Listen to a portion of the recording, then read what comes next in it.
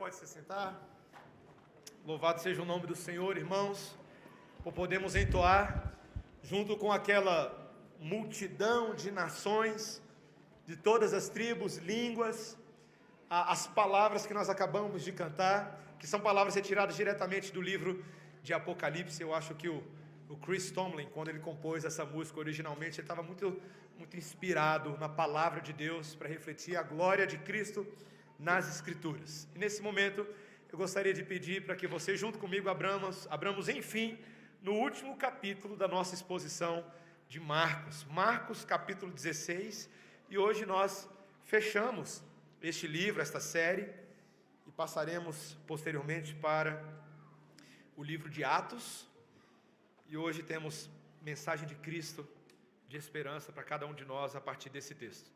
Marcos, capítulo 16, versículos 1 a 20, o Evangelho de Cristo diz assim: Passado o sábado, Maria Madalena, Maria, mãe de Tiago, e Salomé compraram aromas para irem embalsamá-lo. E muito cedo, no primeiro dia da semana, ao despontar do sol, foram ao túmulo. Diziam umas às outras: quem nos removerá a pedra da entrada do túmulo? E olhando, viram que a pedra já estava removida, pois era muito grande. Entrando no túmulo, viram um jovem assentado ao lado direito, vestido de branco, e ficaram surpreendidas e atemorizadas. Ele, porém, lhes disse: não vos atemorizeis, buscais a Jesus, o Nazareno, que foi crucificado. Ele ressuscitou, não está mais aqui. Vede o lugar onde o tinham posto. Mas ide, dizei a seus discípulos e a Pedro, que ele vai adiante de vós para a Galiléia. Lá o vereis, como ele vos disse. E saindo elas, fugiram do sepulcro, porque estavam possuídas de temor e de assombro, e de medo nada disseram a ninguém. Havendo ele ressuscitado de manhã cedo, no primeiro dia da semana, apareceu primeiro a Maria Madalena, da qual expelira 7 demônios. E partindo ela, foi anunciá-lo a aqueles que, tendo sido companheiros de Jesus, se achavam tristes e choravam. Estes, ouvindo que ele vivia e que fora visto por ela, não acreditaram. Depois disso, manifestou-se em outra forma a 2 deles que estavam de caminho para o campo. E indo, eles o anunciaram aos demais, mas também a estes 2 eles não deram crédito. Finalmente apareceu Jesus aos 11, quando estavam à mesa, e censurou-lhes a incredulidade e dureza de coração, porque não deram crédito aos que o tinham visto já ressuscitado. E disse-lhes: ide por todo o mundo, e pregai o evangelho a toda criatura. Quem crer e for batizado será salvo. Quem, porém, não crer será condenado. Estes sinais hão de acompanhar aqueles que creem. Em meu nome expelirão demônios, falarão novas línguas, pegarão em serpentes, e se alguma coisa mortífera beberem, não lhes fará mal. Se impuserem as mãos sobre enfermos, eles ficarão curados. De fato, o Senhor Jesus, depois de lhes ter falado, foi recebido no céu e assentou-se à destra de Deus. E eles, tendo partido, pregaram em toda parte, cooperando com eles o Senhor e confirmando a palavra por meio de sinais que se seguiam. Esta é a palavra do Senhor. Vamos orar. Bendito Deus, obrigado por nos dar um encerramento a tudo aquilo que temos estudado ao longo deste ano, neste primeiro semestre de 2023 e no final do ano passado. Muito obrigado, Senhor, pelas palavras que Marcos, inspirado pelo Espírito Santo, instrumentalizou na vida de cada um de nós, e que essas palavras hoje confirmem, sedimentem a fé que já tem sido incutida em nós, e que nos aumente ainda mais a nossa fé, para a glória do Teu nome, Senhor, em nome de Jesus. Amém. Irmãos, todo ser humano é um filósofo de plantão. Todo ser humano, tá? Você pode não ser exatamente um filósofo como Platão, Kant ou algum desses, mas todos nós fazemos perguntas de natureza filosófica. Todos nós temos perguntas existenciais e a gente faz isso simplesmente por sermos seres humanos, ok? Especialmente aquelas perguntas, sabe, aquelas que assombram nossos travesseiros de noite. Quem sou eu? Para onde vou? E essas perguntas, normalmente, mesmo aquelas que a gente não quer pensar muito, né? Porque todo mundo pensa sem mesmo querer, aquelas que falam do telos, do objetivo. Aquelas perguntas que dizem respeito o que é que vem pela frente, ou então, o que é que vem depois. Qual é o fim ou qual é o destino final dos indivíduos? Existe vida após a morte? O que nos aguarda do outro lado? Existe céu? Existe inferno? Conforme a religião nos diz. E, meus irmãos, o que é impressionante é nós considerarmos que são perguntas feitas por todos os tipos de pessoas em todas as culturas. Todas as culturas, em todos os tempos, têm tentado dar respostas. E as próprias religiões fazem isso. Não somente os estoicos, ou Kant, ou Platão, mas quando a gente pensa nas próprias religiões mundiais, cada uma delas tem uma visão do que vem depois, não é?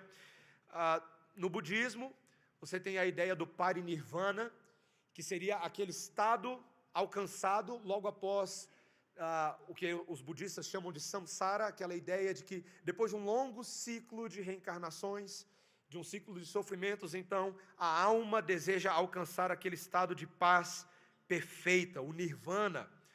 Os espíritas aqui no Brasil, e existem muitos em nosso país, eles falam sobre os espíritos dos mortos e como eles continuam andando por aí, vagando nos arredores, e que existe inclusive a possibilidade de comunicação, seja com estes ou com aqueles que já se foram no passado, por meio de encontros mediúnicos, e por aí vai.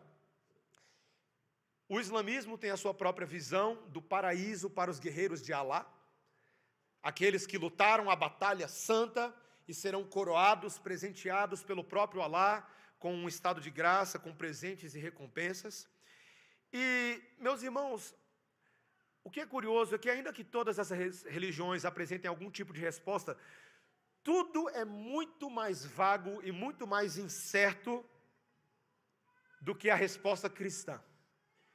A resposta cristã sempre foi uma resposta firme ao pós-vida, ao que vem depois, ao fim de todas as coisas, e essa resposta centra-se na doutrina da ressurreição dos mortos.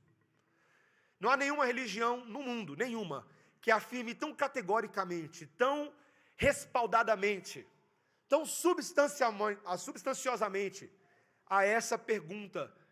No centro da fé cristã está a doutrina da ressurreição dos mortos. E eu afirmo para você, e vou terminar nessa noite falando que essa doutrina ela é categórica, que ela é assertiva, que ela é essencial, mas talvez ela não seja tanto assim para você, quando você percebe que, na verdade, nas ditas sociedades cristãs do Ocidente, desde o século XVIII, passando especialmente pelo século XIX, entrando no século XX, foi justamente essa doutrina que foi uma das mais enfraquecidas. Desde o humanismo europeu e o racionalismo europeu, os ataques à sobrenaturalidade da fé cristã, levantados principalmente pelo liberalismo teológico, eles afrontam, eles confrontam principalmente a doutrina da ressurreição, de que esse negócio não é possível, e de que esse negócio não existe. E veja, não somente a ponto a levar as pessoas a descrerem totalmente disso, que é o caso de muitos que se dizem cristãos, mas não creem nisso, que falam que na verdade essa ideia de ressurreição é só um símbolo, mas a ponto de muitos que dizem ser cristãos hoje dizem crer na ressurreição, e creem, dizem que creem, mas não vem nenhuma ponte prática para o seu dia a dia. Em outras palavras, meus irmãos, a gente poderia até dizer, Cristo ressuscitou, a gente canta isso, a gente fala isso, tem festival, tem época do ano, feriado de Páscoa, a gente tem uma série de coisas no calendário cristão por aí que afirma essa verdade, mas a pergunta é, qual é a diferença que isso faz? Porque para muitos é um lembrete de uma vez por ano, ou um lembrete eventual do culto, mas a vida segue, segunda-feira tem que pagar os boletos, segunda-feira tem que consertar o carro, segunda-feira tem que trocar a fralda de menino, segunda-feira...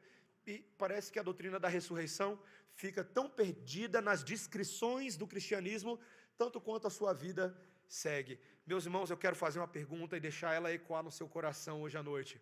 Essa é a pergunta que o texto nos faz. Se Cristo ressuscitou,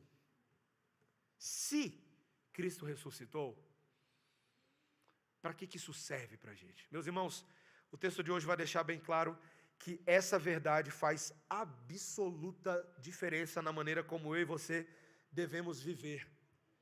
ela traz uma perspectiva completamente diferente de vida, do propósito de fazer cada uma das coisas no nosso dia a dia. E ela nos faz, em vez de olhar nostalgicamente para aquilo que passou, ela nos faz olhar para frente com um foco claro, com as escamas caídas dos olhos, com a mente elucidada, esclarecida quanto ao que Deus espera de nós. Objetivos claros, foco certo quanto à vida da igreja. Meus irmãos, a ressurreição de Cristo dentre os mortos nesse texto, ela é afirmada e ela assegura 5 verdades para nós, claríssimas, cristalinas. E você tem que sair daqui hoje igual eu. A gente tem que sair daqui chocado, impactado pelo que a palavra de Deus tem a nos dizer. A primeira coisa, meus irmãos, que nós vamos ver nesses 5 pontos, é que a ressurreição, ela assegura que nós seremos ressuscitados fisicamente. Nós seremos ressuscitados fisicamente. O capítulo 15, meus irmãos, ele havia mostrado para a gente ali um dos ápices da história da redenção. Era necessário que o Filho de Deus morresse. E a descrição é bem detalhada, vocês lembram? Como a morte de Jesus é descrita, o pavor, a crueldade dos soldados romanos, o sarcasmo com o rei dos judeus, lembra a placa, este é o rei dos judeus? A maneira triste como tantas pessoas ignoraram, zombaram, desprezaram o próprio Filho de Deus, como se ele fosse qualquer um, mas nós falamos que tudo aquilo que aconteceu, era necessário que assim tivesse acontecido. Se Cristo não tivesse morrido da forma como ele morreu, nossos pecados continuariam ativos. A maldição que residia sobre nós continuaria por aí. Não haveria esperança para nós. Então, meus irmãos, era necessário que Cristo tivesse morrido para resolver a penalidade que era contra nós. Naquele momento, a ira de Deus foi derramada sobre ele e ele se tornou um cordeiro substitutivo em nosso favor. Mas, se Marcos tivesse terminado no capítulo 15, a nossa esperança seria a maior desesperança de todas, porque não era suficiente apenas que ele morresse. O capítulo 16, meus irmãos, e os evangelhos apontam nessa direção, era necessário algo mais.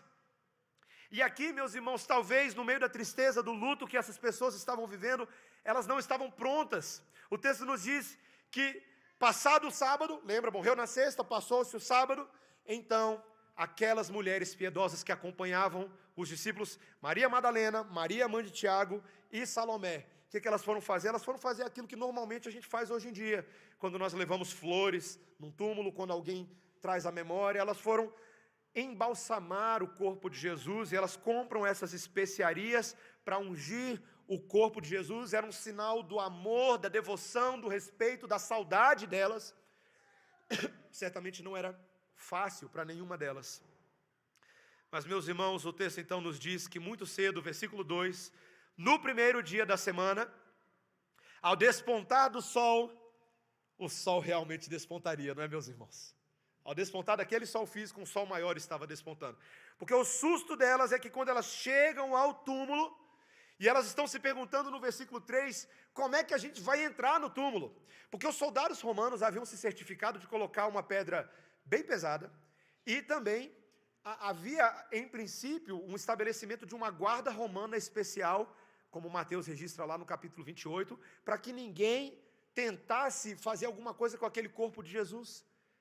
E eles disseminaram mentiras depois que o corpo de Jesus sumiu. Mas a verdade, meus irmãos, é que essas mulheres, quando elas chegam ali no versículo 4, elas olham e viram que a pedra já estava removida. Meus irmãos, você já imaginou você chegar num cemitério, no dia de finados ou qualquer outra coisa assim, e o túmulo daquele ente querido, daquela pessoa que você estava esperando ali visitar, né, o corpo dela debaixo da terra, mas você já imaginou se estava aberto? O que você ia fazer aqui? Você ia denunciar, né, para a administração do GDF? Meus irmãos, lá não era qualquer pedra.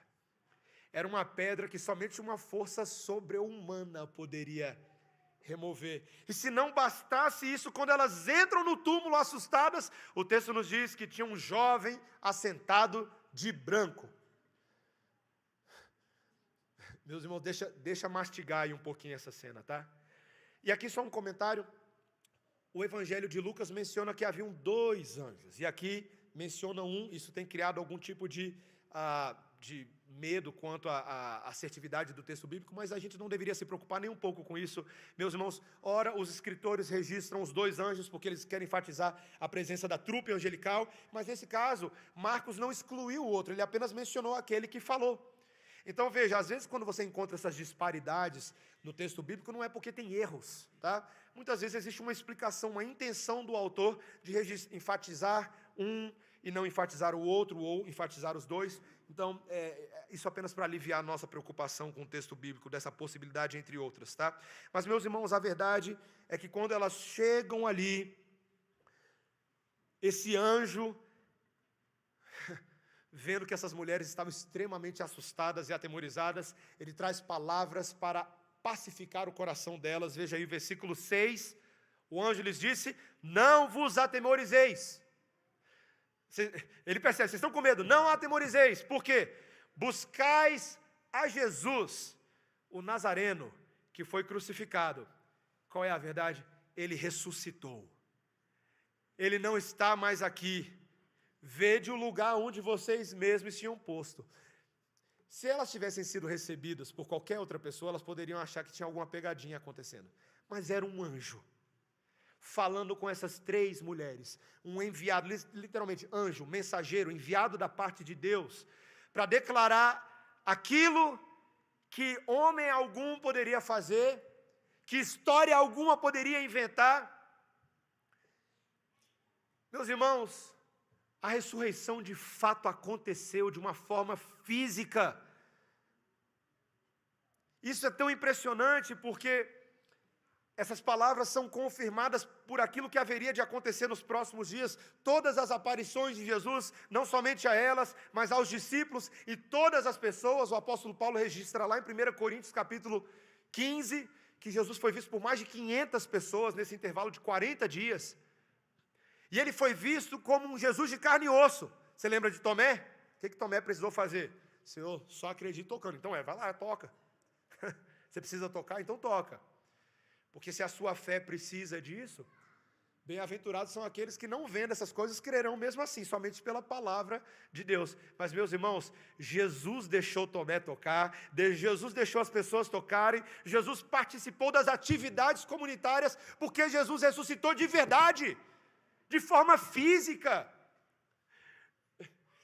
Meus irmãos, a maior afronta que existe na história da tradição da crítica textual ou dos liberais é de dizer que Jesus não ressuscitou. Mas, meus irmãos, uma comentarista bíblica chamada Finn Perkins, da Faculdade de Teologia de Boston, comentando no texto de Marcos, ela faz um comentário muito interessante. Ela fala assim, fantasmas, aparições e várias alucinações psicológicas poderiam, em tese, fazer muitas coisas, mas não acendem a grelha do carvão e não cozinham o peixe no café da manhã. Porque foi exatamente isso que Jesus fez nos dias que se sucederam. Ele foi comer, ele foi conversar, ele foi cantar com eles. Jesus tinha ressuscitado de verdade, meus irmãos. Glória a Deus por isso. Meus irmãos, a ressurreição de Jesus de forma física está no centro da fé cristã.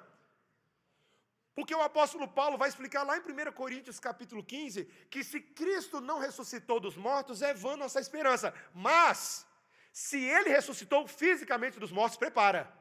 Porque isso é apenas o trailer do que vai acontecer comigo e com você. Eu e você ressuscitaremos fisicamente dos mortos. Essa é a grande esperança. O pós-vida é antecipado pelo atual do que Cristo estava fazendo. Meus irmãos, se Cristo ressuscitou num corpo novo, Paulo diz que isso também nos dá a esperança que nós teremos um corpo novo. Se Cristo ressuscitou, sendo semeado na corrupção e ressuscitado em incorruptibilidade, significa que nós migraremos da corrupção para a incorruptibilidade. Quanta esperança tem nisso, meus irmãos? Se o corpo de Cristo é semeado dentro da falibilidade dos efeitos do pecado sobre aquela carne, mas ressurge agora nova matéria, nova criação, nova vida, significa que eu e você, meus irmãos, usando as palavras que nós temos ouvido aqui nos sermões, estamos migrando do Egito dessa falibilidade para Canaã da infalibilidade. Meus irmãos, isso é tão bom. Vocês sabem que eu gosto de falar de ressurreição. Eu já falei aqui algumas vezes que é um sermão que eu preguei lá atrás, em 1 Coríntios capítulo 15, 50 a 58, que é o final do que Paulo fala sobre essa doutrina da ressurreição, lá em 1 Coríntios. Foi um sermão difícil para mim. Difícil porque, meus irmãos, eu ia preparando aquele sermão naquela semana, lá em 2018, e parecia que eu estava vendo a coisa acontecer. A esperança do Espírito Santo foi enchendo o meu coração, e aquela convicção de que Cristo me daria um corpo novo, assim como Ele está num corpo glorificado, meus irmãos, aquilo fez evaporar os problemas daquela semana. Tudo. Tudo parecia problema, não era nada problema. Cristo ressuscitou dos mortos. Glória a Deus por isso. Essa é uma verdade que você tem que se apropriar dela, meu irmão. A ressurreição assegura que há uma fisicalidade que pertence à nova criação. Nós não seremos anjinhos de auréola com arpinhas pulando de nuvem em nuvem, como pequenos Gasparzinhos reformados. Não. A gente vai ser isso aqui, ó. Bem melhor que isso aqui, tá? Mas vai ter, né? Vou chegar no Nilo, lá no céu, e falar, vem cá, Nilo! Deixa eu ver o seu corpo glorificado, aí você é forte. Vai ser muito interessante, meus irmãos. Mas em segundo lugar, esse texto está mostrando que não somente essa ressurreição física, ela é real, mas que as promessas de Deus, em segundo lugar, a ressurreição garante que as promessas de Deus nunca falham. As promessas do Senhor, aquilo que Ele disse e predisse, nunca falha, sempre acontece. Veja, o versículo 7, o discurso do anjo continua. Ele vira para essas mulheres e diz, mas ide, dizei a seus discípulos e a Pedro, que ele vai adiante de vós para a Galileia. Lá o vereis, como ele vos disse. Meus irmãos, não bastasse o anjo ter falado que ele tinha ressuscitado, ele vira para eles e fala assim, ó, e tem mais, tem um plano em curso aqui.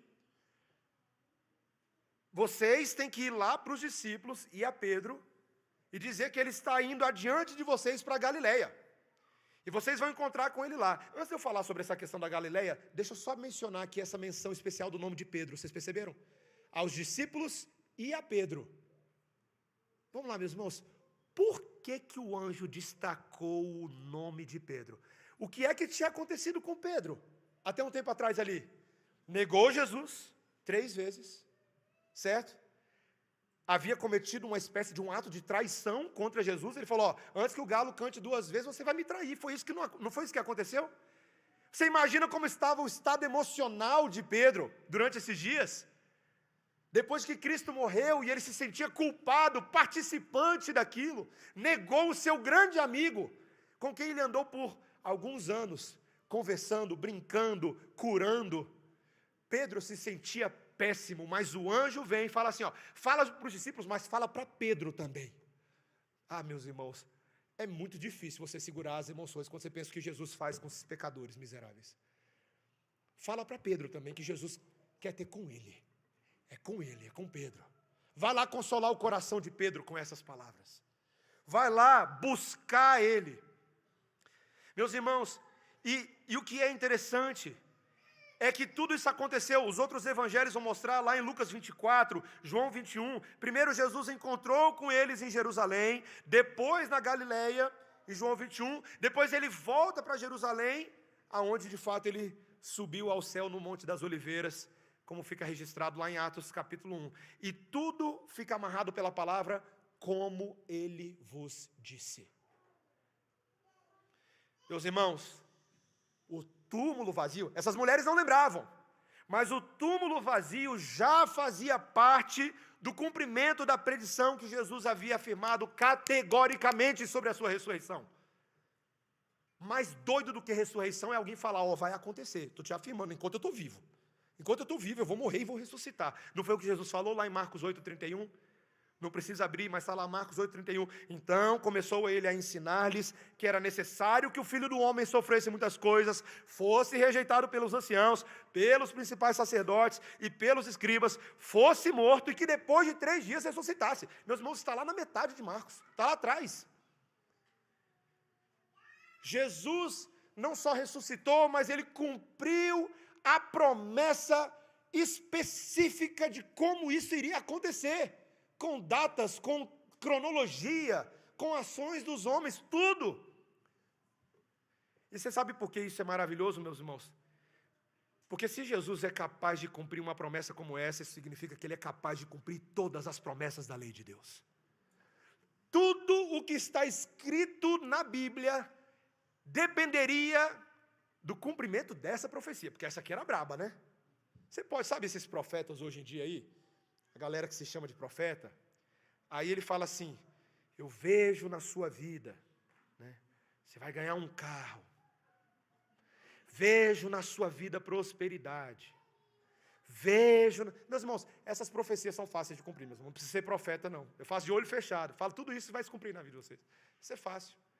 Difícil é falar assim, ó, você vai bater o carro na segunda-feira, quarta-feira, o seu seguro, Porto Seguro, não é Porto Seguro porque eu sei, porque Deus me revelou. Porto Seguro vai ligar para você e vai buscar o sinistro, você vai lá na delegacia, você vai na primeira civil, e lá o delegado fulano de tal, ele vai te receber.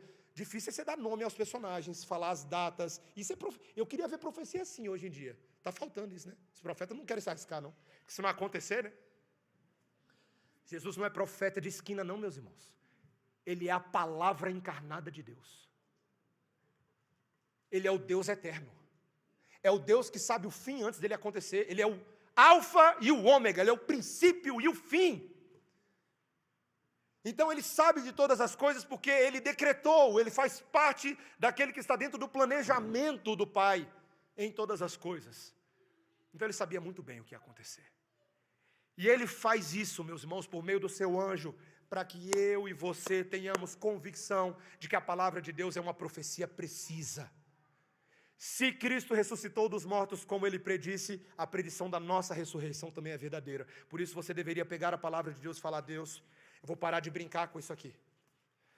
Porque se o Senhor falou que eu vou ressuscitar, então eu vou ressuscitar. É melhor eu começar a preparar minha trouxinha. É melhor eu começar a preparar minhas malas. É melhor eu começar a viver à luz da concretude e da exatidão da palavra de Deus. Eu não tenho espaço para viver de outra forma. Meus irmãos, essa é uma profecia de grande alegria para o nosso coração. A precisão das palavras de Jesus conforta o coração da igreja hoje. A gente pode ficar tranquilo que tudo que Deus promete vai acontecer. Especialmente a ressurreição dos mortos. Entre tantas outras predições. A ressurreição garante que as promessas de Deus nunca falham. A ressurreição garante que nós seremos ressuscitados fisicamente. Terceiro lugar, a ressurreição assegura a renovação da nossa fé hoje. E aqui, meus irmãos, antes de eu partir para o versículo 9, aqueles meus colegas teólogos sabem que eu preciso fazer um comentário aqui. Os versículos 9 a 20 de Marcos 16, eles geram um grande debate na história da igreja. Se você tem qualquer Bíblia de estudo aí, qualquer uma delas vai fazer menção disso aí, qualquer uma. É o famoso final longo de Marcos. Você sabe qual é a discussão? Se esses versículos existem ou não.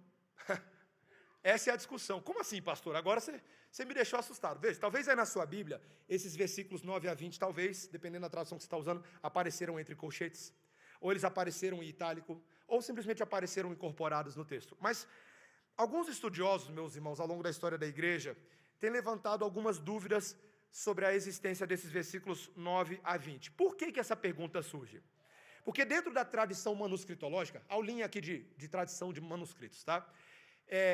Esses versículos ficaram faltando em dois manuscritos gregos antigos muito importantes e muito confiáveis, que é o Sinaítico e o Vaticano. São manuscritos considerados dos mais centrais, e por algum motivo, que nós não sabemos exatamente qual, esses versículos não aparecem nesses manuscritos, tá?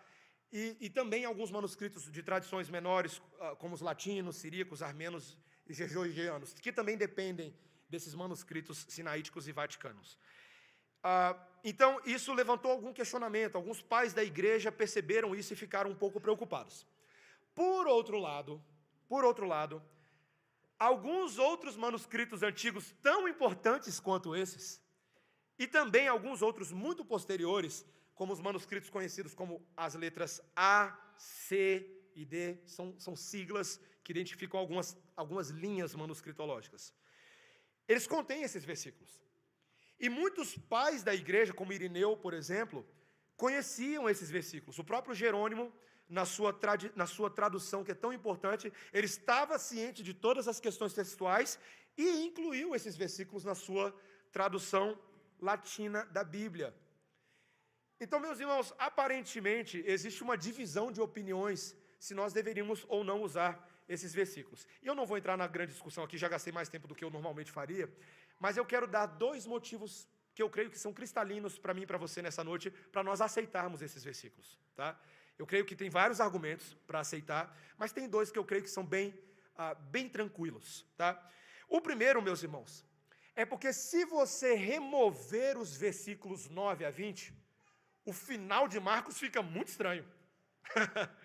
É um argumento de texto. O final de Marcos terminaria aí no versículo 8, olha o que diz.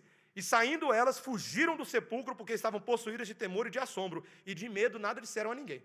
Meus irmãos, seria o final de livro mais engraçado de toda a Bíblia, se a gente terminasse assim. Medo de fantasma, e assim termina o Evangelho de Marcos. Seria muito estranho, meus irmãos. Não há nenhum livro na Bíblia que a conclusão do autor seja dessa natureza. Com exceção, talvez, e aqui só uma licençazinha para o livro de Jonas, que termina com uma pergunta que o próprio Deus faz para Jonas, né? Eu creio que esse é um pouco mais diferente. O resto dos livros tem a tendência a ter início, meio e fim, como qualquer bom livro ou qualquer boa epístola escrita. Mas além desse argumento, meus irmãos, qualquer exercício de crítica textual do Novo Testamento vai perceber que os relatos e a doutrina contida nesses versículos estão suficientemente espelhadas nos outros evangelhos. Em outras palavras, não há nada aqui em termos doutrinário, teológico, talvez alguma coisa ou outra que precisa ser esclarecida, que difira daquilo que é dito em Mateus, em Lucas e João, e também em Atos, na continuidade desse texto. Então eu gostaria de deixar esses 2 argumentos aqui, poderíamos falar de outros também.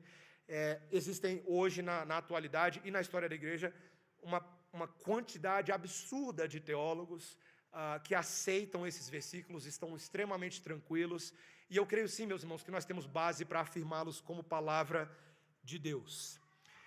Tendo dito isso, observe, meus irmãos, o que é que Jesus vai pontuar, ou pelo menos o que é que agora vai ser pontuado por Marcos, à medida que esses versículos vão acontecendo. Primeira coisa que ele mencionou aqui no versículo 8, é que essas mulheres ficaram assustadas e não disseram para ninguém. É importante, a reação emocional delas era de medo. Elas fugiram às pressas. E mesmo o anjo tendo falado para elas falarem tudo isso, elas não falaram. Elas ficaram quietas, de tanto medo que elas ficaram. Depois o texto menciona no versículo 9, que Jesus, depois de ter ressuscitado, apareceu primeiro a Maria Madalena, da qual ele expelira 7 demônios. Isso confirma aquilo que está lá em João capítulo 20, versículos 11 a 18. E também em Lucas 8:2, que Maria Madalena de fato era a mulher de quem Jesus havia expelido os demônios, tá? Mas o texto diz que quando ela partiu, ela foi anunciar àqueles que eram os companheiros de Jesus, e eles estavam tristes e choravam. Mas no versículo 11, eles ouvindo que ele vivia e que fora visto por ela, não acreditaram. Eles não acreditaram. Então veja, as mulheres com medo de fantasma, depois, quando Maria Madalena fala, eles tiveram receio de acreditar, foram incrédulos, não acreditaram. O texto vai dizer agora no versículo 12 que depois disso, Jesus se manifestou em outra forma a 2 deles que estavam de caminho para o campo, provavelmente uma referência àqueles 2 do caminho de Emaús, lá de Lucas capítulo 24. Não temos a precisão disso, mas parece ser, justamente por causa dessa forma alterada de Jesus, eles não reconheceram. Mas aí esses 2 do caminho de Emaús, que eles mesmos tiveram dificuldade de perceber que era Jesus, mas quando eles ouviram a defesa de Jesus, de que tudo isso ia acontecer, Jesus mesmo lá no caminho falou para eles, os profetas, a lei, os salmos, todos eles já antecipavam que eu, o Cristo, eu passaria por tudo isso. Aí eles vão lá, o versículo 13, olha aí, e indo eles o anunciaram aos demais, mas também a estes 2, eles não deram crédito. Meus irmãos, eles se recusavam terminantemente a acreditar em qualquer coisa. Veio Maria Madalena, veio os 2, eles não acreditavam. Agora, olha o que vai acontecer no encontro deles com Jesus ressurreto, versículo 14. Finalmente, apareceu Jesus aos 11, quando estavam à mesa, e censurou-lhes a incredulidade e a dureza de coração, porque não deram crédito aos que o tinham visto já ressuscitado. Meus irmãos, aquele encontro era para ser um encontro de alegria, um encontro de festa. Uhul, Jesus ressuscitou, glória a Deus, que coisa boa Jesus está. Tá, um pouquinho menos, eu tenho uma bronca para dar em vocês. Foi isso que aconteceu. E Jesus os repreendeu severamente, meus irmãos. Que incredulidade é essa? Vocês não sabiam, vocês não lembravam das palavras que eu tinha falado para vocês? Agora vem Maria Madalena, vem os discípulos e vocês continuam não acreditando? Que fé é essa de vocês? Que incredulidade é essa? Que dureza de coração é essa? Meus irmãos, isso aqui é tão importante. Vocês percebem, meus irmãos, que para Jesus não pode haver indiferença quanto à crença da ressurreição de Jesus dos mortos. Não pode haver. Isso é indubitável. Isso tem que ser afirmado categoricamente, porque se isso não for crido e afirmado, não existe cristianismo. John Stott ficou famoso justamente por afirmar que o cristianismo é, em sua própria essência, uma religião de ressurreição. O conceito de ressurreição está no seu cerne. John Stott disse: se você removê-lo, o cristianismo é destruído. Meus irmãos, não existe cristianismo sem uma crença categórica na ressurreição dos mortos. Vamos falar sobre salvação? Quando Paulo estava lá falando em Romanos capítulo 10, sobre o que era necessário para uma pessoa ser salva, ele simplificou, lembra? Veja, para ser salvo você não precisa saber todos os infinitos mistérios de Deus. Não, na verdade é um pouco mais simples, só que é um simples certeiro. Romanos 10, 9. Se com teu coração creres que Jesus Cristo é o Senhor, e você afirmar que Ele foi ressuscitado dos mortos, que o Pai fez isso, se você confessar isso com seus lábios, o seu lábio precisa dizer aquilo que está no seu coração. Você precisa crer que Jesus Cristo ressuscitou dos mortos, e você precisa crer que Ele é o Senhor. Então você é salvo. Se você não crê nessas coisas, esquece, você não vai para o céu, você vai para o inferno. Meus irmãos, essa é uma boa avaliação aqui para a gente fazer hoje à noite, para saber se a gente é salvo ou não. Veja, você vê que a afirmação de Paulo não é se você for uma boa pessoa, se você for para a igreja todo domingo. Essas coisas são consequências. O fazer boas obras, o ir à igreja, o viver uma vida eticamente alinhada com o reino de Deus, isso não salva ninguém. Isso é consequência daqueles que creem que Cristo é o Senhor e que Ele ressuscitou dos mortos. É o que você precisa crer. Então é uma pergunta que eu faço a você hoje à noite. Porque, meus irmãos, não há espaço para incredulidade. Não há. Jesus repreendeu aqueles discípulos e Ele o faz hoje à noite por meio do seu Espírito a nós também. Como anda a sua fé? Jesus, Ele está, meus irmãos, reaquecendo a nossa fé hoje à noite, com base na afirmação de que Ele ressuscitou dos mortos. Isso faz toda a diferença na nossa vida. E se você não estava crendo nisso até agora, eu te falo, passe a crer agora, pela fé. Peça ao Senhor: Senhor, eu quero crer exatamente nisso. Essa mensagem é central para mim. A fé precisa passar pela ressurreição. Então cuidado quando alguém vira para você e fala assim: eu tenho fé, eu tenho fé. Não, eu sou crente, eu sou um cristão. Outro dia eu peguei um motorista de Uber, eu e os motoristas de Uber, né, gente? Ultimamente está brabo, né? Eu sou um cristão. Falei: é mesmo, por quê? Porque eu vou à igreja. Isso aí foi um dos últimos aí que eu peguei. Eu vou à igreja, faço isso, isso aí. Eu fiz uma pergunta para ele assim: você crê que Cristo ressuscitou dos mortos? Aí ele pegou e falou assim: isso aí a gente não sabe, né? Eu falei: miserável. Sabe sim, está na Bíblia, ué. A Bíblia não titubeia, meus irmãos. A Bíblia afirma: Cristo ressuscitou dos mortos, glória a Deus. Não dá para você ficar... Meus irmãos, tem coisas na Bíblia que você poderia ter espaço para discussão teológica. Isso não tem como. Não tem como. E a nossa fé, meus irmãos, ela é ressuscitada nisso também. Veja, a ressurreição, preste atenção, a ressurreição real, ela nos leva a uma ressurreição de todas as áreas da nossa espiritualidade. Isso é verdade. A ressurreição real de Cristo dos mortos, ela ressuscita o nosso coração, ela ressuscita nossas intenções, ela ressuscita os nossos afetos, ela ressuscita o nosso foco. Um dos teólogos da igreja disse que o discipulado ganha uma nova dimensão, porque ele diz: Cristo como mestre vivo nos enche de fé e nos capacita através do próprio poder ressuscitador do seu Espírito. Ele continua dizendo: o poder de Deus que trouxe o corpo de Cristo de volta dos mortos está disponível para trazer de volta à vida o nosso eu moral. O nosso eu moral, que estava espiritualmente morto, para que agora nós mudemos de vida. Nós somos novas criaturas, eis que as coisas velhas se passaram, eis que tudo se fez novo. Meus irmãos, isso ressuscita a nossa fé, e isso ressuscita todas as áreas de atuação da nossa fé nesse mundo. Estava conversando com um irmão nessa semana, e ele estava falando justamente comigo. Foi muito boa a conversa com esse irmão, e ele e eu ali, num certo lamento, e ele pegou e falou para mim: pastor, a moralidade da sociedade está morta. Eu falei: meu irmão, está sim.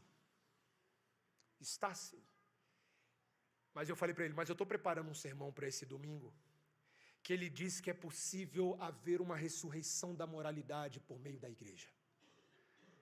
A igreja atuante, vibrante, responsável, obediente e ocupando todas as áreas desse mundo. Cidadãos da cidade de Deus ocupando os postos da cidade dos homens. E trazendo a esperança de sermos verdadeiramente ressuscitados em Cristo e olhando para todas as áreas da sociedade com esperança, meus irmãos. Meus irmãos, vamos largar um pouco esse pensamento esse pensamento pessimista, de falar assim: entrega o governo desse mundo para Satanás e deixa ele fazer o que ele quiser, porque a gente não tem nada a ver com isso. Isso não é verdade. Não é verdade. Nós temos tudo a ver com esse mundo, ainda que sejamos peregrinos, ainda que a nossa cidadania, a nossa pátria seja celestial e não mundana, mas nós somos chamados em Cristo para proclamar uma mensagem que é capaz de ressuscitar pessoas que estão mortas. E quando pessoas são ressuscitadas dos mortos, novas mentes, novos corações, novos propósitos, novas intenções passam a contaminar tudo o que ela faz. Sua moralidade social, suas leis e legislações, a maneira como nós escolhemos nossos representantes, tudo. E por isso que eu e você temos que pregar o Evangelho, que é o nosso quarto ponto, meus irmãos. Em quarto lugar, a ressurreição assegura o próprio conteúdo do nosso testemunho ao mundo. Quarto lugar, penúltimo ponto do sermão, a ressurreição assegura o nosso próprio testemunho, o conteúdo do nosso testemunho ao mundo. Veja comigo o versículo 15. E disse-lhes: ide por todo mundo e pregai o Evangelho a toda criatura. Quem crer e for batizado será salvo, quem porém não crer será condenado. Meus irmãos, esses versículos aqui são a famosa grande comissão, não é? A famosa grande comissão, que também aparece lá em Mateus 28, 18 a 20, aparece lá em Lucas capítulo 24, é a mesma grande comissão. Então, mais um argumento para confirmar a fidelidade teológica e doutrinária do final de Marcos.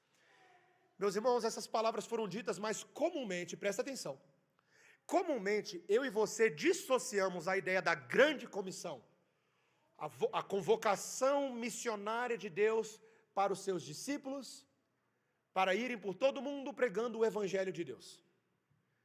Isso é verdade. Mas normalmente eu e você desvinculamos o peso disso com o peso da ressurreição. É disso que a Bíblia está falando. A grande comissão só é possível porque o Evangelho a ser proclamado é o Evangelho da ressurreição de Cristo.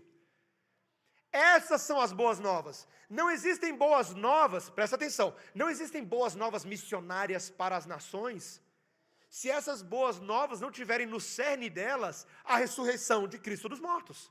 Não existe fazer discípulo de todas as nações se esses discípulos não forem uma coletividade de ressuscitados. Esse é o cerne do Evangelho. O texto está dizendo no versículo 16, que é necessário crer nisso. Quem crer e for batizado será salvo. Veja, aqui é uma discussão sobre essa questão do batismo. É necessário batizar para ser salvo? Cuidado, meus irmãos, tá? O que ele está falando é, o natural é crer e receber o sinal do batismo para a confirmação visível da salvação que nós recebemos em Cristo Jesus, tá? Mas nós sabemos que o batismo com água em si não é preeminentemente necessário à salvação. Por que a gente sabe disso? Porque o texto diz, olha a continuação, porém, não crer, quem porém não crer, será condenado.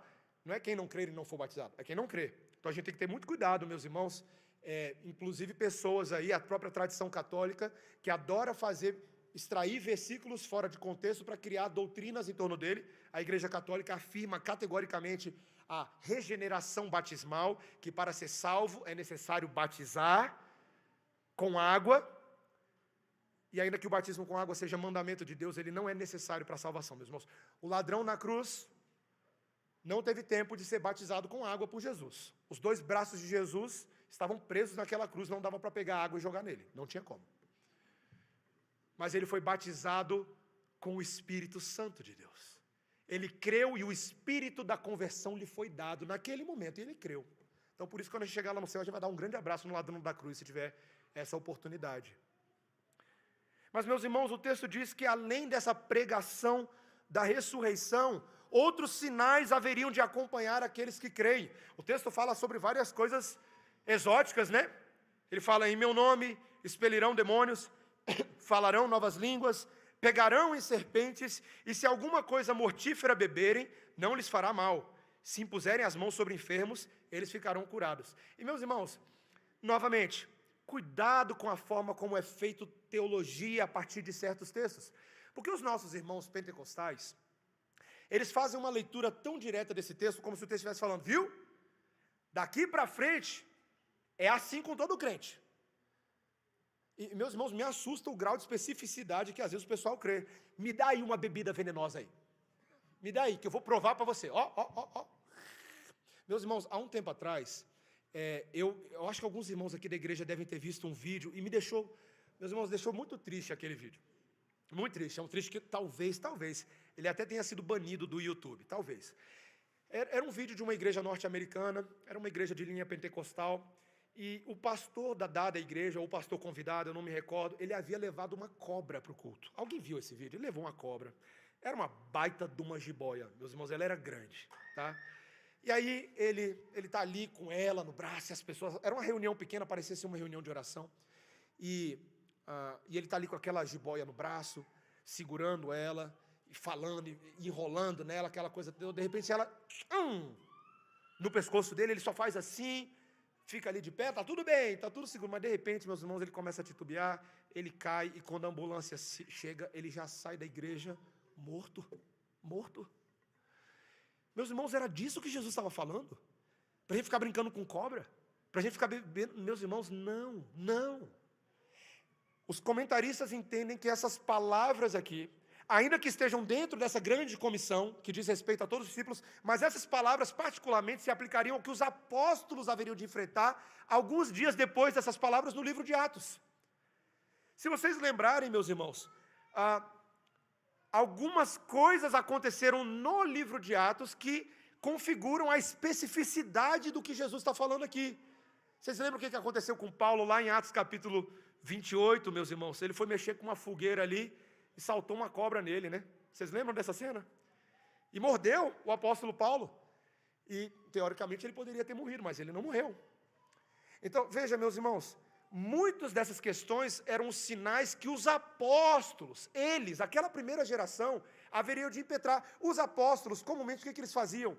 Colocavam suas mãos sobre os enfermos eram curados. Os apóstolos tiveram que lidar com problemas de perseguição, tiveram que lidar com aflições na alma, na pele, e Jesus os protegeu de uma maneira especial para que se confirmasse que eles estavam em continuidade ao ministério de Jesus. Esses poderes que lhes foram dados pelo Espírito Santo foram dados para confirmar a obra de Jesus.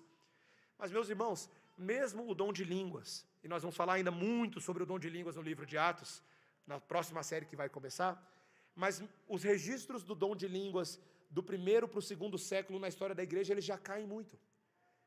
Veja, depois a gente vai discutir sobre isso, mas é como se eles tivessem cumprido principalmente, não exclusivamente, mas principalmente, uma função no primeiro século em relação à obra dos apóstolos. Então veja, cuidado, meus irmãos, para a gente não ler esse versículo aqui e sair fazendo doutrina maluca, tá? Bebendo veneno, brincando com cobra e coisas desse tipo. Mas ao mesmo tempo o princípio desse texto e acho que esse princípio é bem seguro, Deus prometeu acompanhar os pregadores da sua ressurreição.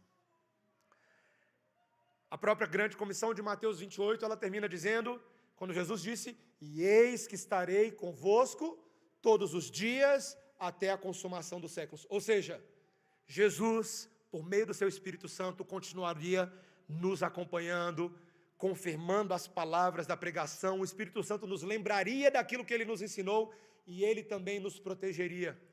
Meus irmãos, isso aqui traz uma grande convicção de que nós devemos, presta atenção, como missionários do Senhor, devemos levar sim a mensagem da ressurreição a outros povos.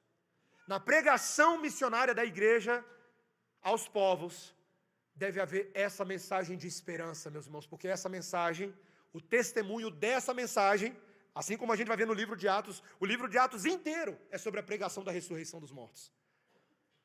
Mas a nossa mensagem tem que ser essa hoje. Meus irmãos, ali no início do ano passado eu tive aquela oportunidade de fazer uma primeira viagem ao Nepal, e o reverendo João Petrecelli, missionário que a gente apoia, ele havia solicitado a mim que eu ensinasse durante uma semana uma disciplina sobre cosmovisão reformada e bíblica aplicada à realidade do hinduísmo. Meus irmãos, eu não manjava nada de hinduísmo, zero. Então eu falei, vou ter que estudar igual um condenado à vida eterna, igual o pessoal fala, né? E foi isso que eu fui fazer, fui estudar. E meus irmãos, quando eu comecei a estudar o hinduísmo nepalês, quando eu cheguei lá também, logo nos primeiros dias já, conversando com os irmãos para tentar entender um pouco da realidade deles, eu percebi, meus irmãos, que eles estavam, a cultura nepalesa hindu, ela está totalmente arraigada na visão da reencarnação da alma de acordo com o karma de uma pessoa. O normal para um nepalês, mediano, normal, leigo, é crer nisso. É crer de que, na verdade, a vida dele, dentro da casta que ele vive, inclusive a ideia das castas, eu não sei se você sabe disso, né? Porque só pensa de castas aí quando lembra das novelas da Globo aí, né? Caminho das Índias, essas coisas aí, né? Mas castas, meus irmãos, é um sistema social de diferenciação social das pessoas, sim, mas com base espiritual. A casta para o hindu, a ideia é a seguinte, ele nasce numa casta de acordo com a vida que ele levou anteriormente. Então ele reencarna numa nova vida, num novo corpo, dentro de uma casta, de acordo com as obras que ele realizou no corpo anterior.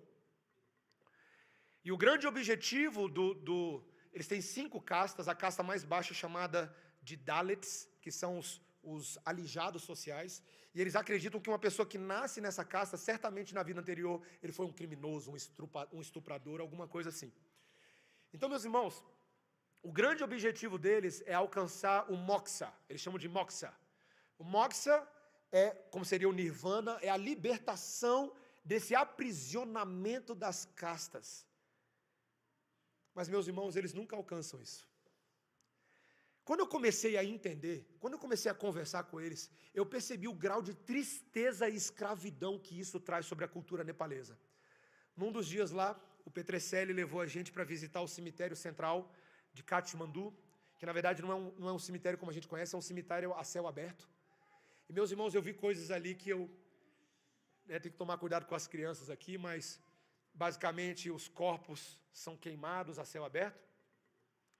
E é muito triste, meus irmãos, é muito triste. Eles são envelopados em alumínio, colocados naquelas piras humanas, literalmente. Aquela fumaça subindo, aquele cheiro. E tem um rio que corta assim, e as pessoas, meus irmãos, é um rio extremamente poluído, mas as pessoas passam por aquele rio, porque elas têm uma relação religiosa com aquilo. Meus irmãos, é literalmente um antro de Satanás aquele negócio. É um antro de Satanás. E ali eu, Petrecelli, o reverendo Marcos Vinícius, que atualmente é missionário lá na Nova Zelândia, junto com alguns outros irmãos, nós ficamos olhando para aquilo, os nossos olhos marejaram, e a gente ficou pensando, que tristeza, que desgraça isso aqui. Quem pregará a eles?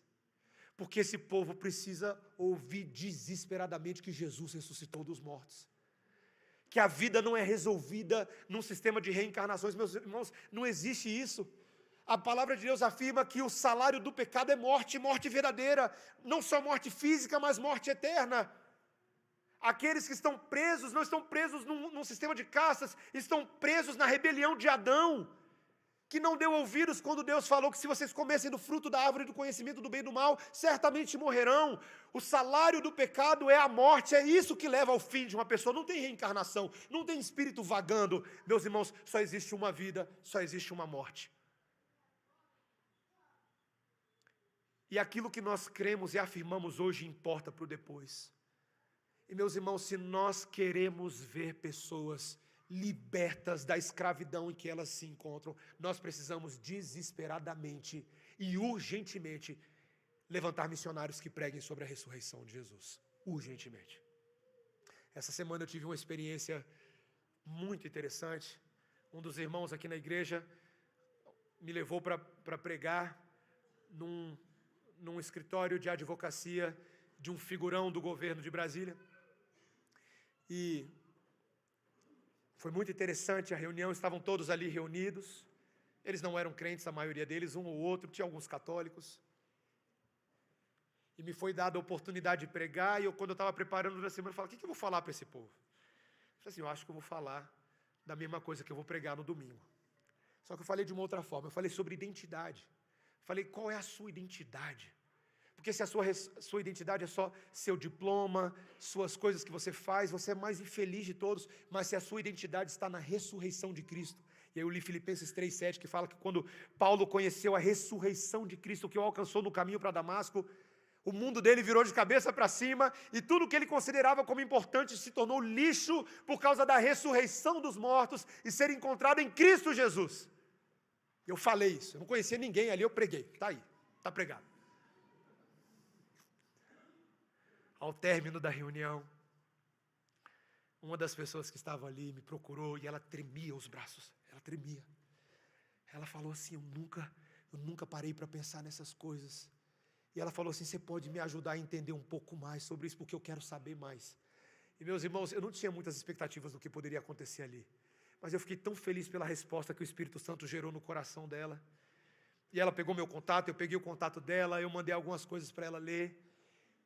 E aparentemente ela está lá se deleitando na palavra de Deus. Está sendo ressuscitada, eu quero crer pelo Espírito Santo. Meus irmãos, a ressurreição assegura o testemunho do que a gente prega, a ressurreição física, ela assegura a renovação da nossa fé, ela assegura que as promessas de Deus nunca falham, mas ela assegura, em último lugar, a igreja, a alegria da vitória eterna de Jesus sobre Satanás. Olha o versículo 19 comigo. O texto de Marcos termina dizendo, de fato, vamos ler juntos os últimos 2 versículos? Vamos ler como igreja? De fato, o Senhor Jesus, depois de lhes ter falado, foi recebido no céu e assentou-se à destra de Deus.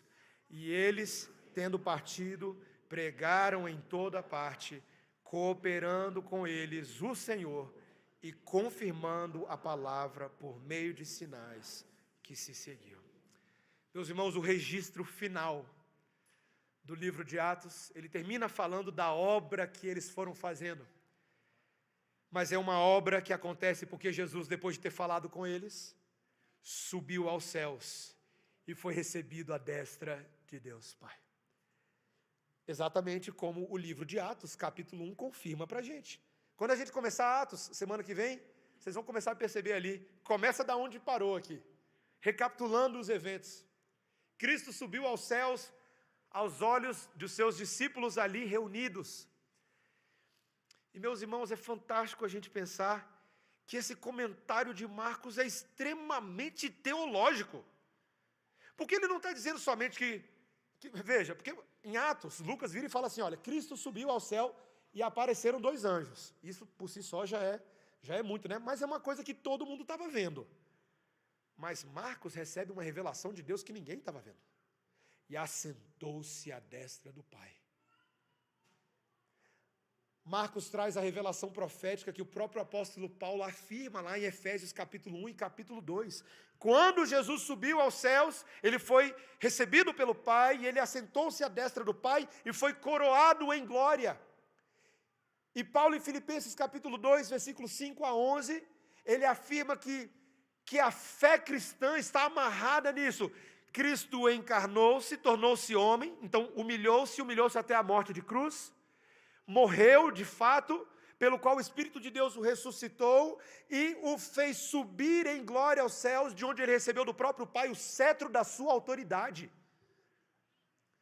Meus irmãos, esse cetro da autoridade, como os salmos nos lembram muito bem, os salmos do guerreiro celestial, os salmos de majestade, eles nos lembram que havia algo em Israel. Só recebe um cetro de autoridade quem é de direito. Muitas vezes, um monarca, para ser coroado adequadamente, ele precisava provar o valor dele em derrotar os exércitos inimigos. O rei Davi era o rei mais consagrado da história de Israel, porque além de ser um rei, era um general corajoso, sem medo. O pequeno Davi derrubou um gigante Golias e fez muito mais do que isso. E essa coroação de Davi, como mostra o Salmo 45, é a coroação de um guerreiro, que antecipava Cristo, o guerreiro que lutaria por nós uma batalha que a gente não poderia vencer, a batalha contra principados e potestades, e os dominadores deste mundo tenebroso, o próprio poder da morte, o próprio Satanás que exercia sobre nós domínio sem fim. Cristo o venceu na cruz, e como nós sabemos que Cristo venceu, duas coisas aconteceram: ele ressuscitou dos mortos, ele foi coroado à destra do Pai. Cristo foi, é e sempre será vitorioso sobre a morte. Meus irmãos, quando nós nos encontrarmos com Cristo novamente, não será mais na forma de um carpinteiro de Nazaré. A glória vai ser tamanha que eu sei que a nossa primeira reação vai ser dobrar os joelhos. A gente não vai dar conta, meus irmãos. Não tem joelho que dá conta dessa, como o R6 Pro falava, da visão beatífica. Quando a nossa alma, João Calvino, o R6 Pro, fala que a nossa alma anseia pelo dia em que nós encontraremos o nosso Salvador face a face. Meus irmãos, não tem joelho que aguente isso não. Os botafoguenses estão achando aí que esse momento de glória da nação botafoguense é alguma coisa. Né? Botafogo, Botafogo, campeão. Você vai ver o dia que Jesus botar fogo em toda a criação. E fizer desse mundo caído novos céus e nova terra cheios de glória. Você não está pronto, meu irmão. Eu não estou pronto, a gente não está pronto. Que mané campeonato brasileiro, Libertadores da América, esquece isso, meus irmãos. Dia do Senhor, eu sei que tem jogo, mas não tinha que assistir menos jogo de futebol no dia do Senhor e pensar mais na vitória do Cordeiro Santo de Deus que tira o pecado do mundo, o Senhor dos exércitos. Se Ele é por nós, quem será contra nós? Aquele que foi assentado à destra de Deus, tão certo quanto Ele reina nesse momento, Ele voltará de lá para nos buscar, igreja. Então é nisso que Marcos termina o seu evangelho. Ele começa o evangelho de Marcos falando sobre o evangelho de Cristo de Jesus. E ao longo de Marcos inteiro, a sua principal expressão sobre Jesus é: Ele é o Filho do Homem. Quem era o Filho do Homem? Aquele que Daniel, lá no capítulo 7, versículos 13 e 14 de Daniel, quando ele tem a visão do ancião de dias, que entrega o cetro da justiça ao Filho do Homem. Então, o final de Marcos é a concretização de Daniel, capítulo 7, versículos 13 e 14. Aquilo que foi prometido, novamente está sendo cumprido. E por isso que Daniel, no meio da nação babilônica, não esmoreceu, meus irmãos. Os imperadores passaram, Daniel ficou fiel a Jesus em todas as coisas. É assim que nós permanecemos, porque o evangelho de Marcos enfatiza o poder de Cristo e a nossa servidão a esse poder. Se Cristo ressuscitou dos mortos, igreja, e eu termino com isso, nós somos servos da ressurreição. Servos da ressurreição. A vida, os ensinamentos de Jesus, todos os que foram retratados em Marcos, quantas cenas, quantas curas, o paralítico de Cafarnaum, a mulher cirofenícia, o endemoniado gadareno, Jesus falando sobre o templo, as interações com os fariseus, as blasfêmias, Tudo isso, meus irmãos, culmina no fato de que ele não foi derrotado, ele é vitorioso. Ele está vivo. E é por isso, meus irmãos, que a ressurreição é uma mensagem que não pode ser ignorada pela igreja. Porque Jesus tem toda a autoridade e todo o poder no céu e na terra, e Ele nos escolheu para sermos mensageiros dessa mensagem. Dessa mensagem. Jesus segurou criancinhas nos seus braços, foi chamado de louco pela sua própria família em Marcos capítulo 3, versículo 31. Acalmou a tempestade, andou sobre as águas. Pedro falou, posso ir? Jesus falou, pode vir. O Evangelho de Marcos é lindo, meus irmãos. Quantas cenas gloriosas. Ele lavou os pés dos discípulos. Ele morre pelos pecados dos eleitos. E os seguidores de Jesus hoje recebem esse mesmo poder para proclamar a ressurreição dos mortos. Esse é o nosso poder. O poder está nele, que ressuscitou. Ele vive, igreja. E como crentes, nós somos chamados a crer. É isso, meus irmãos. Você não é crente chamado a esquentar banco. Eu sou crente porque eu esquento banco. Eu sou crente porque eu falo como crente. Não, você é crente se você é crente porque você crê que Cristo ressuscitou dos mortos. E se você crê que Cristo ressuscitou dos mortos, pode dar uma glória a Deus aí que você é o mais feliz de todos os homens que existem. Pode falar glória a Deus, fala. Eu falo glória a Deus também. Você é o mais feliz de todos, mais feliz.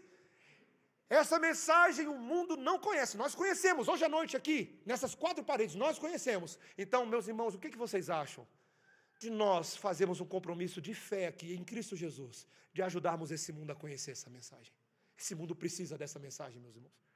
As pessoas estão desesperadas, elas estão tirando sua própria vida, elas estão se matando em remédios, elas estão se matando em relacionamentos, elas precisam da mensagem da ressurreição, urgentemente. A maior alegria que tem nesse mundo, eu sei que você já viu isso antes, quando uma pessoa ressuscita dos mortos, meus irmãos, segura aquela pessoa, é terrível. É uma alegria. Eu estava perdido e agora eu fui achado, eu era cego e agora eu vejo. É assim que é um ressuscitado. Então, meus irmãos, sejamos servos da ressurreição. E o Evangelho de Marcos não para por aqui, o Evangelho de Marcos continua dentro do Evangelho dos Atos dos Apóstolos. E que sejam os atos que veremos adiante dos apóstolos, que nos encorajem em como fazer essas coisas. O livro de Atos é extremamente prático. Os evangelhos nos dão muita teologia. O livro de Atos nos dá muita metodologia. É um livro prático. E que nós possamos, então, sermos crentes práticos, que praticam e proclamam a ressurreição. Amém, igreja? Vamos orar, então? Senhor Deus, Jesus Cristo morreu por pecadores e hoje Jesus Cristo está vivo, aleluia, louvado seja o teu nome, Senhor. O pagamento total pelo pecado foi feito e agora o Senhor está aplicando a nós e neste mundo os resultados da tua ressurreição e a salvação de pecadores perdidos.